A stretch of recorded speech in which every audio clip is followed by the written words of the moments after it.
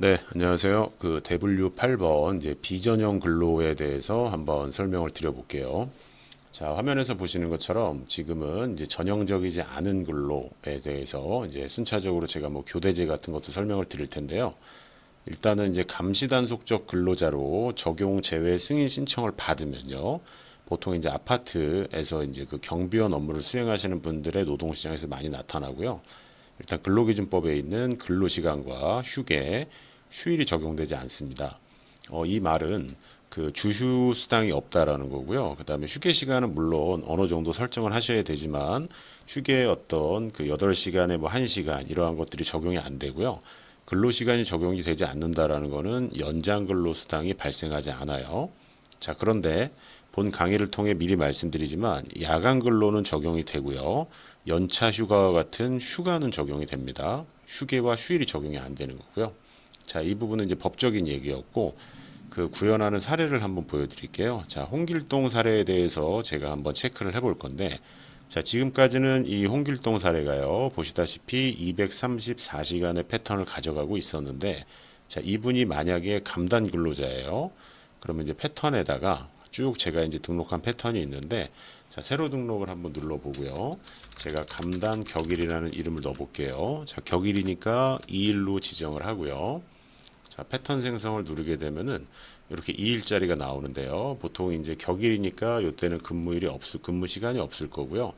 24시간 격일 근로라고 가정을 하고 좀 다소 비현실적이지만 휴게 시간은 비야간 시간대에 8시간을 한번 걸어 보겠습니다.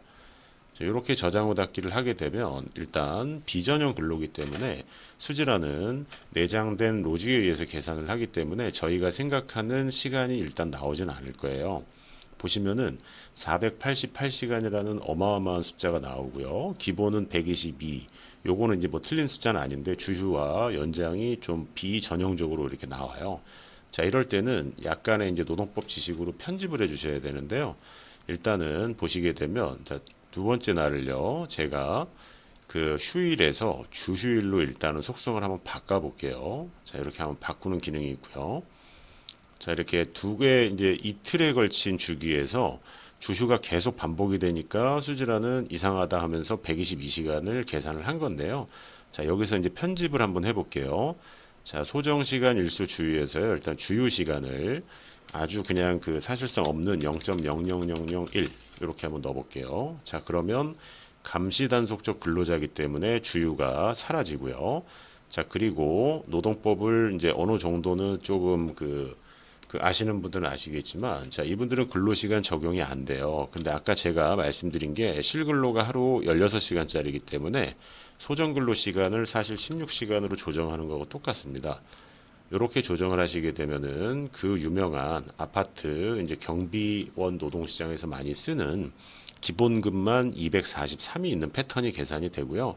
여기 있는 야간 수당은 제가 비야간 시간대에만 휴게를 걸었기 때문에 하루당 8시간의 야간 근로를 수행하는 것으로 보고 그거를 이제 연으로 아니 월로 환산한 게 122시간인데 이 야간은 50%의 지분만 있기 때문에 임금으로 반영하는 거는 61시간이고요. 결과적으로 이 상황에서는 300시간 이상의 패턴이 보이고 있어요.